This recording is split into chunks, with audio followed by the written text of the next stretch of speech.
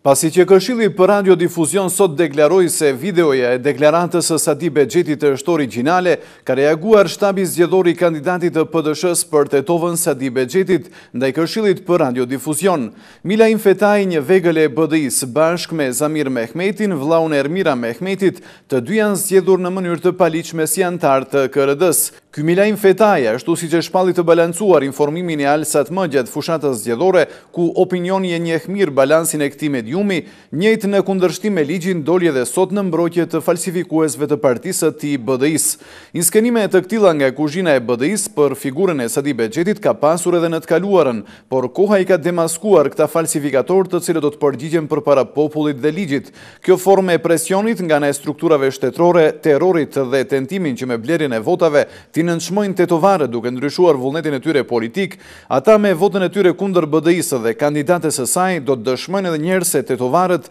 do të ndëshkojnë këto fabrikues të pavërtetave, thuhet në fund të reagimit të shtabit zgjedhor të kandidatit të PD-s për tetovën Sadi Bexhetit ndaj Këshillit për radiodifuzion.